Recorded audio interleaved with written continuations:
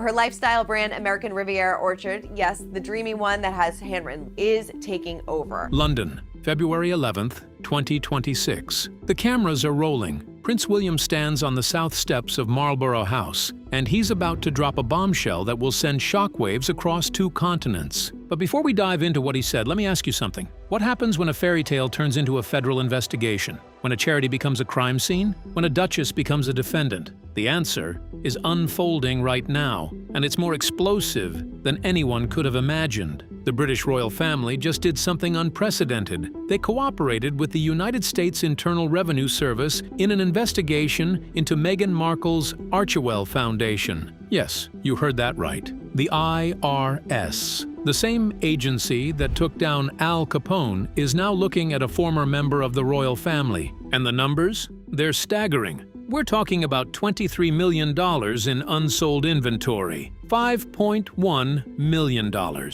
in expenses with barely any charitable work to show for it, and a financial house of cards that's finally collapsing. Stay with me, because what you're about to hear will change everything you thought you knew about Meghan Markle's post-royal life.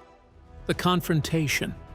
Let's set the scene. It's 10 a.m. in London, and Prince William is not holding back. Let no one mistake silence for consent, he declares to the global press corps. Prince William described both his wife and father being diagnosed with cancer as dreadful. The Crown does not endorse, finance, or associate itself with the Archewell Foundation or its subsidiaries. Did you catch that? The future king just publicly disavowed his own brother's foundation. This isn't family drama anymore. This is constitutional intervention. But here's where it gets really interesting. Why would William make such a rare public declaration? What forced the palace's hand? The answer came 2 days earlier on February 9th, 2026, when the IRS sent a formal request to the royal household, HM Treasury, and the Royal Trust. They wanted answers to 3 critical questions. First, had any British royal entity ever financially or symbolically endorsed Archewell? Second, had any royal title or insignia been used in US-based commercial ventures without permission? Third,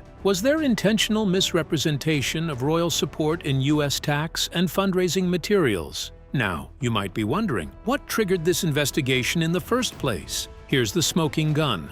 At the 2023 Aspen Impact Forum, Meghan Markle said something that would come back to haunt her. She stated, and I quote, "Archewell represents not just our family, but a legacy of service that the Crown instilled in us. Seems innocent enough, right? Wrong.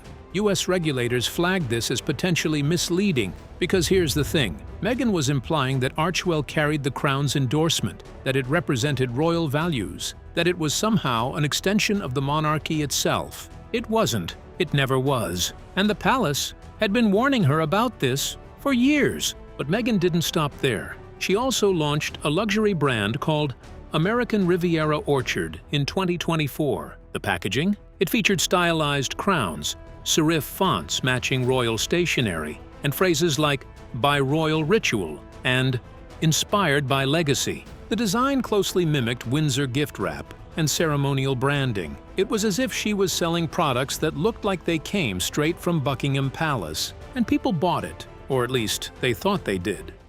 The palace strikes back.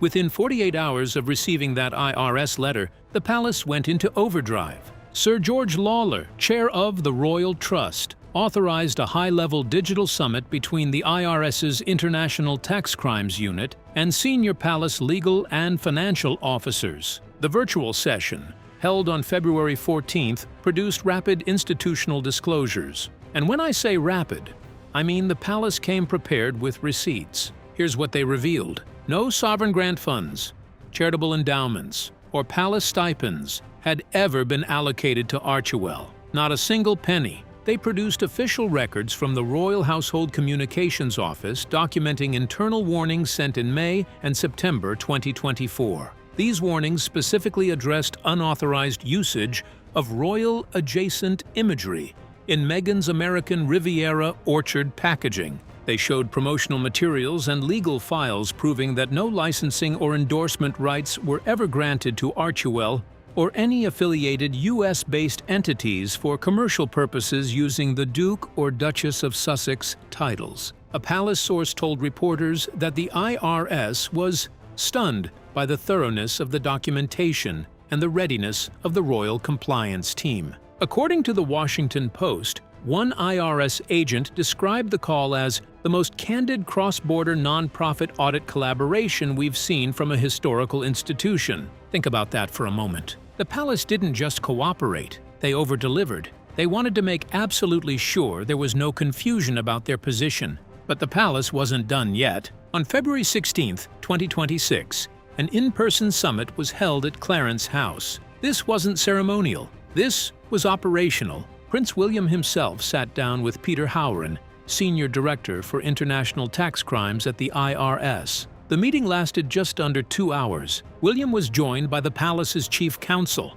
the Royal Trust's Director of Institutional Ethics, and a senior representative from HM Treasury. The IRS brought their own heavy hitters, a U.S. Embassy legal liaison and financial compliance auditors. The agenda consisted of 6 discrete concerns, and they went through every single one methodically. Sources present confirmed that William was firm, articulate, and strategically unflinching. At one moment, he reportedly responded to a question about reputational harm with these words: "The royal family cannot be reduced to a marketing motif. We are stewards of a constitutional legacy, not participants in a narrative crafted for private monetization." Let that sink in. William just told the IRS that his sister-in-law had been using the royal family as a marketing tool. He echoed sentiments previously attributed to Queen Elizabeth II and the late Prince Philip. That service must never be confused with brand building. The financial disaster. Now, let's talk numbers, because the financial picture of Archewell is absolutely damning. According to IRS audit documents, Archewell's 2024 tax disclosures presented a troubling imbalance between income, operations, and mission delivery. Here's the breakdown. Total donations, $2.1 million, down from $13 million in 2021. Total expenses, $5.1 million. Actual charitable grants, $1.25 million. Salaries for 2 employees, $913,000. Administrative and security costs, $2.9 million. Wait, let me make sure you caught that. More than 75% of Archewell's budget went to overhead, not philanthropic activities. For a charity with limited programs and staffing, one IRS official noted, "This cost structure resembles a private enterprise more than a nonprofit." But it gets worse, much worse. The salary line raised particular scrutiny. Archewell lists only 2 full-time staff, yet together they drew nearly $1 million in compensation. Neither individual reportedly has executive-level nonprofit management experience. So who's getting paid? And why so much? The questions don't stop there. Let's talk about American Riviera Orchard, Meghan's luxury lifestyle brand. Launched in 2024 with massive fanfare and media praise, the brand boasted fruit preserves, candles, herbal teas, and decorative items, all bearing visual echoes of royal tradition. Initial press claimed that all products sold out within hours.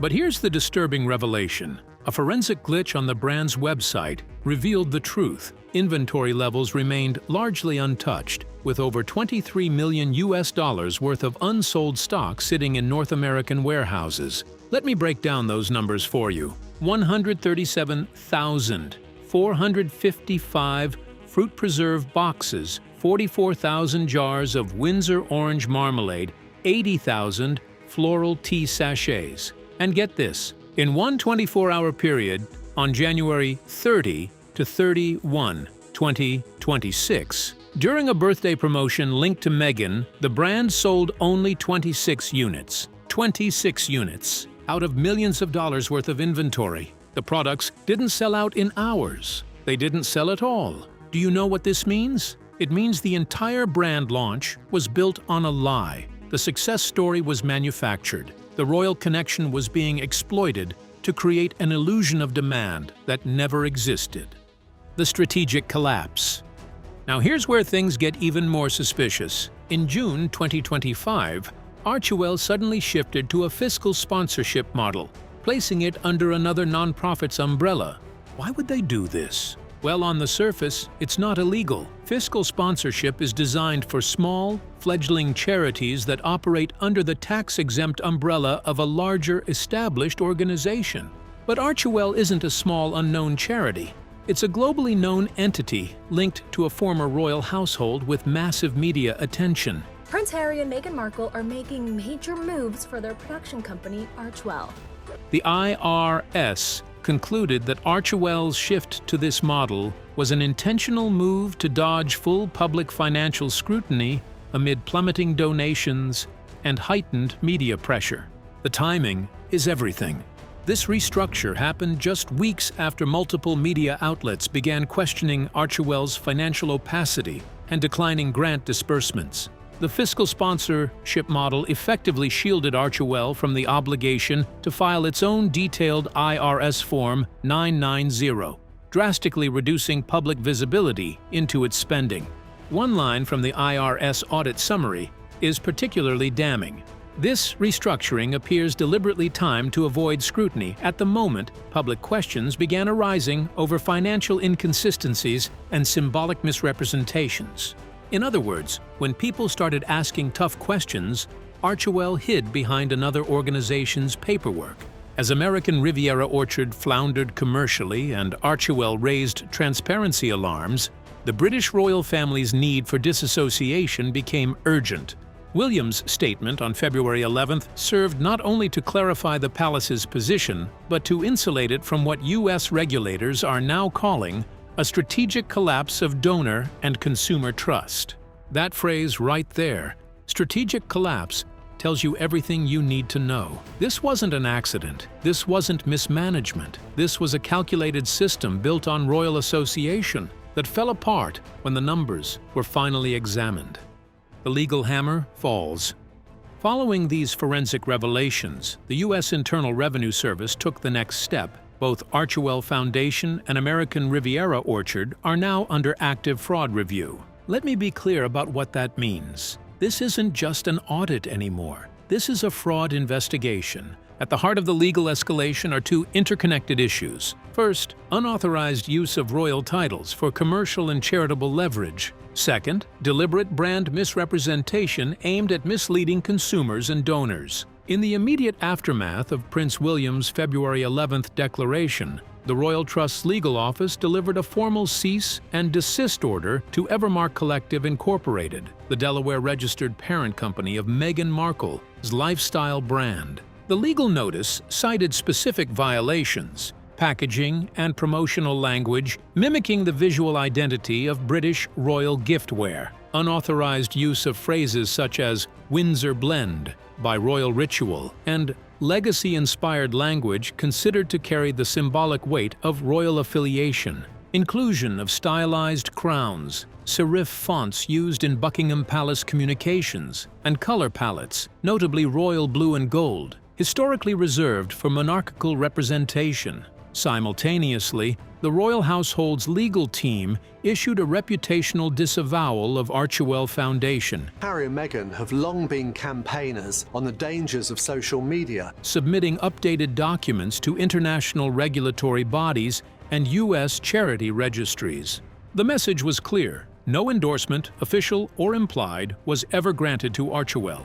No royal title has been authorized for use in tax filings, donation appeals, or branded content. And here's the kicker: the palace had been sending repeated requests to discontinue such usages for years. Those requests were ignored or selectively interpreted. The Royal Trust's internal compliance charter was swiftly amended to reinforce these positions with three key additions. Title usage: review all post-abdication use of honorifics, territorial titles, or ceremonial rank in connection with fundraising, product sales, or media appearances must now undergo pre-clearance by the Lord Chamberlain's office. Symbolic affiliation audit: any reference to the crown, royal service, public legacy, or visual imagery evoking Windsor emblems must be documented and disclosed in full prior to public release. Institutional firewall clause: any foundation or business implying it continues the work or spirit of the royal family must include a bolded disclaimer: not affiliated with the British monarchy or the sovereign grant. These changes are retroactive and apply to all living former working royals. Translation: these rules were written specifically because of Meghan Markle. The title question. Perhaps the most publicly discussed aspect of this entire investigation is the continued use of the Duchess of Sussex title by Meghan Markle. She uses it in media materials, online platforms, book covers, podcast episodes, and branded goods, even after the couple's departure from royal duties in 2020. While Meghan retains the title in a ceremonial sense, granted upon marriage by Queen Elizabeth II, it is no longer sanctioned for operational use. Prince William made this distinction crystal clear in his public remarks. Titles bestowed within the crown are not trade assets. They are not shields for profit nor tools for branding. They are symbolic duties held in public trust. This statement carries both symbolic and legal weight. According to UK constitutional advisors, continued commercial deployment of a royal title, particularly during a live international audit, could cross the threshold from cultural expression to deceptive marketing. The IRS has now requested specific records showing Meghan's approval of branded materials bearing the Duchess title, contracts where the title may have been used to secure partnerships, book advances, or media interviews, statements made to donors or corporate sponsors implying active royal association. One memo from the Royal Household's Brand Protection Unit, dated May 2024, explicitly warns that continued use of royal titles without institutional affiliation may constitute reputational misrepresentation and grounds for civil review under UK trademark law. During the February 16th closed-door meeting at Clarence House, Prince William personally presented evidence to the IRS side-by-side visuals of American Riviera orchard packaging and official royal Christmas gift boxes from previous years. Meghan Markle extends her humiliation by asking for more time to fix her American Riviera orchard trademark issues. Highlighting mimicked design cues. Archived speech transcripts from Meghan's 2023 to 2025 public appearances, showing repeated use of phrases like a continuation of royal tradition and Windsor values. Internal warnings sent by the palace to Sussex representatives beginning in late 2021, urging removal of specific imagery and language from commercial ventures. At one point, IRS official Peter Howard asked whether the palace considered these practices a reputational risk. William's reply was unequivocal. This is not theoretical. The harm has already occurred in donor trust, in public perception, and in the international understanding of what the crown represents. We are not speaking now to deflect it. We are working to repair it. Let that statement resonate. The future king just admitted that Meghan Markle's actions have caused measurable harm to the monarchy's reputation. The brand collapses. As legal pressure mounted, American Riviera Orchard quietly shut down its official website on February 18th, citing technical maintenance. But we all know what that means. When a company suddenly goes dark during a federal investigation, it's not maintenance, it's damage control. Retailers including Fortnum & Mason, Harrods International, and Hudson Bay confirmed suspension of distribution agreements. Warehouse operators in New Jersey and Ontario reportedly refused further inventory storage, citing non-payment concerns and liquidation complications. Think about that. Warehouse companies won't even hold the products anymore because they're worried they won't get paid. Data released by the IRS-backed forensic team revealed the full extent of the disaster. Total unsold inventory across North America, over $23 million. Peak product failure. Windsor orange marmalade, 44,000 unsold jars. Promotional campaign tied to Meghan's birthday in January 2026. Only 26 units sold in 24 hours. The phrase, strategic collapse of credibility, now used by regulators and royal commentators alike, encapsulates the mood in both Westminster and Washington. For context, let's understand what's happening behind closed doors right now. The Royal Trust is preparing a formal title usage review submission to the Privy Council. Legal teams are drafting a civil breach claim against Evermark for symbolic exploitation and reputational damage. Meghan's brand, which is she likes to style herself as the anti-royal rebel, She didn't want to do any royal duties, but she still wants the title. The IRS is coordinating with the U.S. Department of Justice to determine whether wire fraud or charity misrepresentation statutes apply to the Archewell case. Do you understand the gravity of this? We're potentially talking about federal wire fraud charges. We're talking about the Department of Justice getting involved. This isn't just about taxes anymore. This is about whether Meghan Markle knowingly defrauded donors and consumers by misrepresenting her relationship with the British monarchy. The doctrine of symbolic neutrality. The February 16th summit at Clarence House and Prince William's February 11th public declaration have now crystallized into what's being called a full institutional firewall.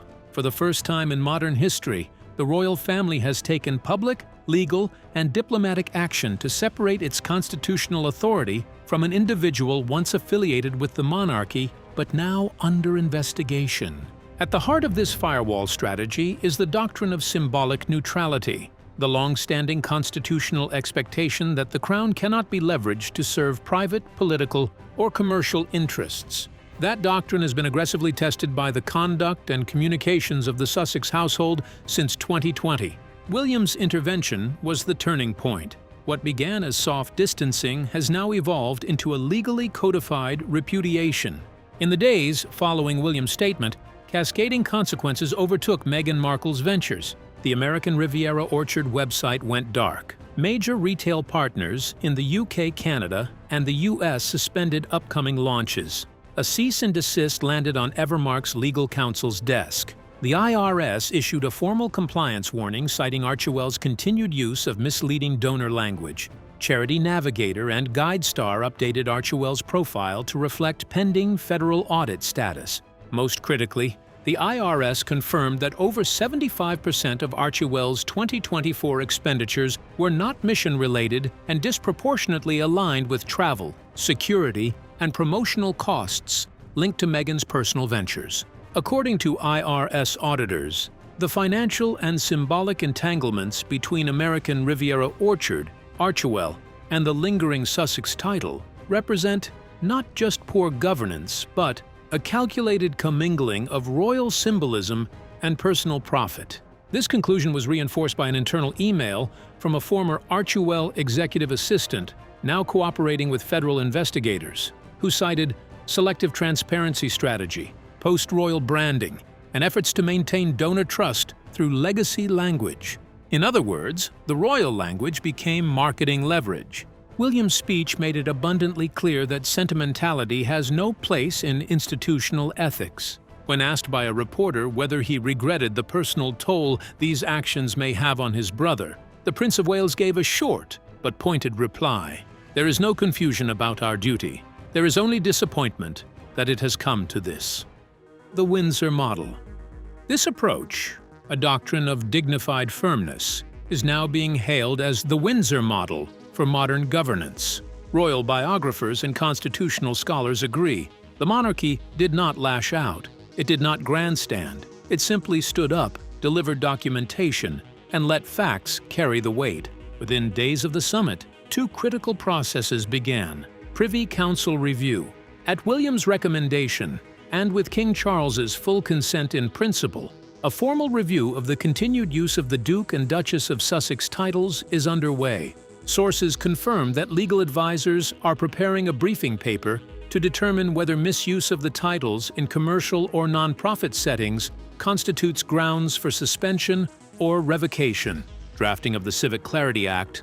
The Royal Trust, in collaboration with the Palace's Constitutional Affairs Office, is finalizing a policy framework titled Civic Clarity Act. Its purpose? To regulate title usage, ban symbolic replication in commerce, and establish enforcement protocols for disavowals. This policy, while primarily aimed at the Sussex case, will serve as a future safeguard for the monarchy, ensuring that no former royal can exploit institutional language or historical symbolism without explicit consent. The global response has been swift and supportive.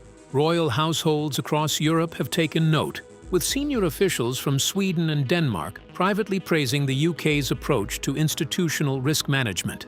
In the US, the IRS released a public statement expressing sincere appreciation for the royal household's candor, documentation, and policy coordination. The Wall Street Journal headline captured the shift perfectly. "The crown is not for sale. How William quietly reinforced a royal firewall." The symbolic line is now law. The royal family is not just defending its name, it is defending the definition of service in the modern era.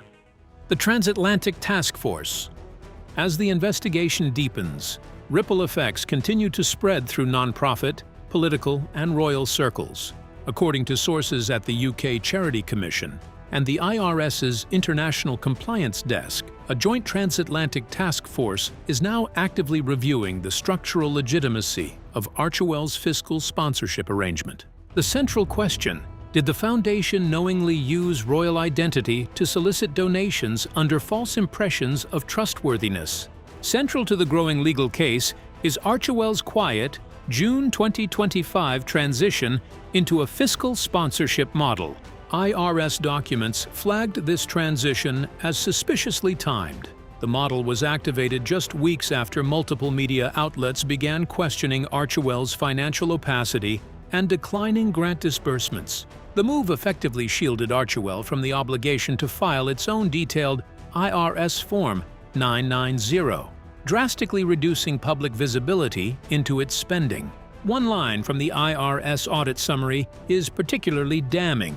This restructuring appears deliberately timed to avoid scrutiny at the moment public questions began arising over financial inconsistencies and symbolic misrepresentations. Meanwhile, Archewell's own published reports show a continued decline in donor trust, from $13 million raised in 2021 to just over $2.1 million in 2024.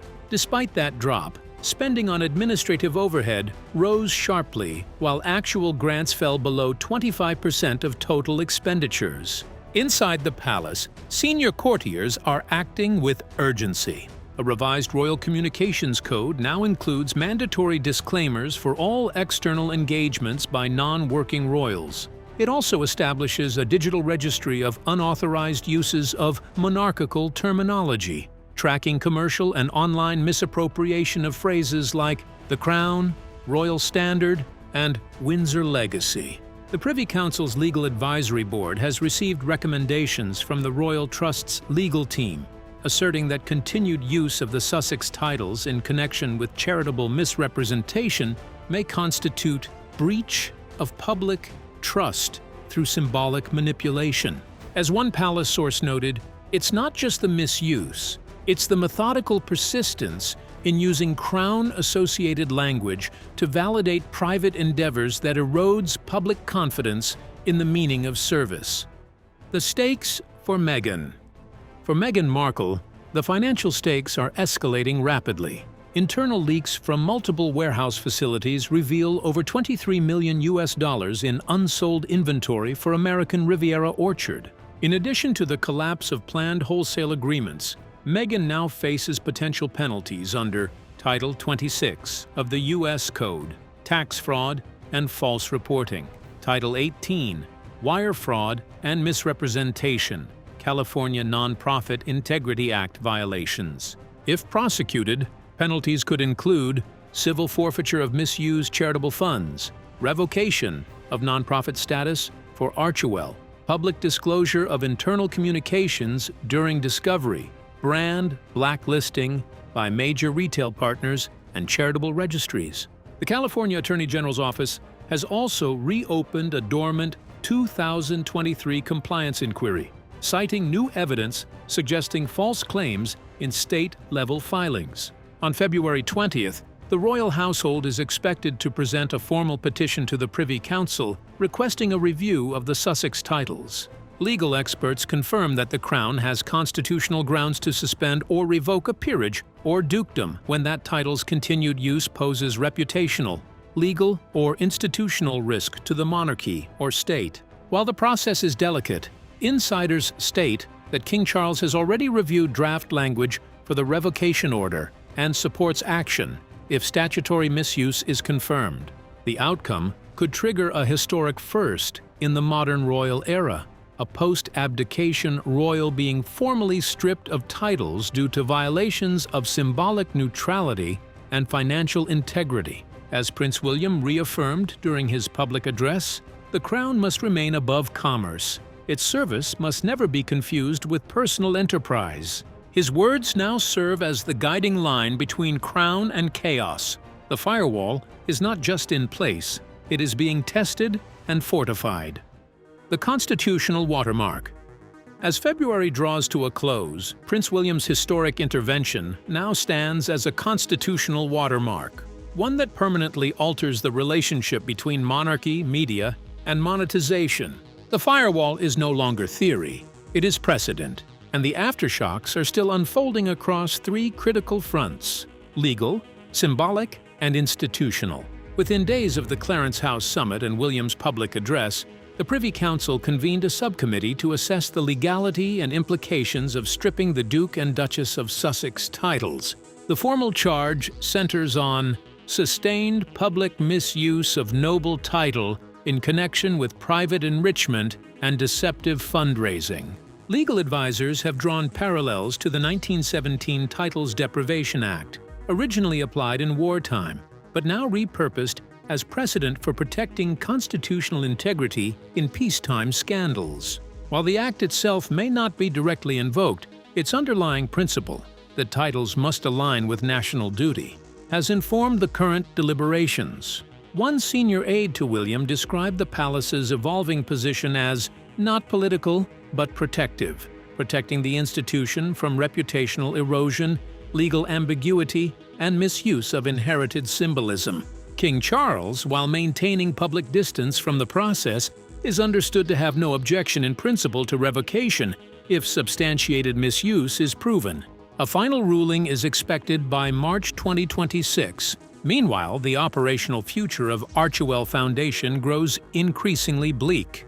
IRS officials confirm that the foundation may lose its 501(c)(3) status permanently, face 75% civil fraud penalties on any misreported funds, particularly those spent on private security, travel, or PR, have key internal documents subpoenaed if fraud indictments proceed. Watchdog groups such as Charity Watch and ProPublica are preparing joint investigations into nonprofit governance failures surrounding Archewell, citing it as a case study in celebrity philanthropy gone astray.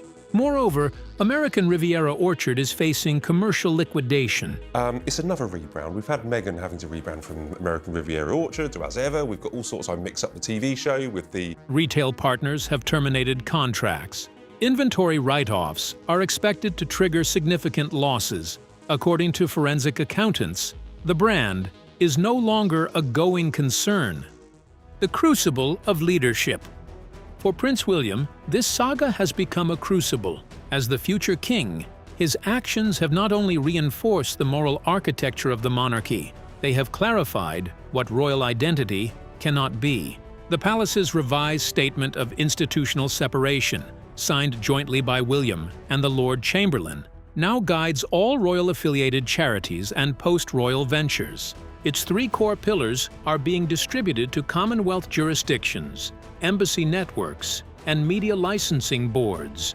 No title without duty, no symbol without sanction, no affiliation without fact. In a private remark shared with The Times, William is reported to have said, "The world must know there is a line. Not every name carries meaning, but ours must carry the truth." That clarity is now the monarchy's shield. In the final analysis, this was never just about taxes or titles.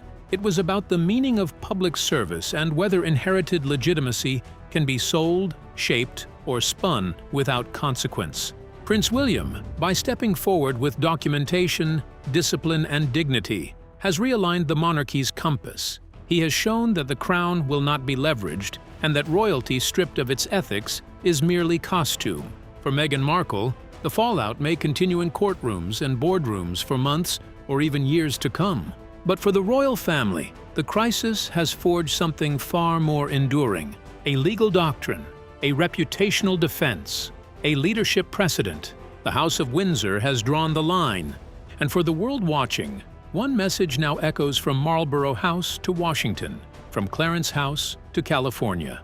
The crown is not for sale, and no one, not even a duchess, is above its duty. Closing. So where does this leave us? We're watching a real-time unraveling of what was supposed to be a post-royal success story. We're seeing a charity that raised millions but gave away pennies. We're seeing a luxury brand with $23 million in unsold inventory that claimed to sell out in hours. We're seeing a former royal who used her title as a marketing tool and is now facing potential federal fraud charges. And we're seeing a future king who said, "Enough." The investigation is ongoing. The legal proceedings are just beginning. The title review is underway. But one thing is already clear. The fairy tale is over, and the reckoning has just begun. What do you think? Should Meghan Markle lose her title? Do you believe she intentionally misled donors and consumers? Let me know in the comments below. And if you want to stay updated on this developing story, make sure you're subscribed with notifications turned on, because this is far from over. The crown is not for sale, and the world is finally paying attention.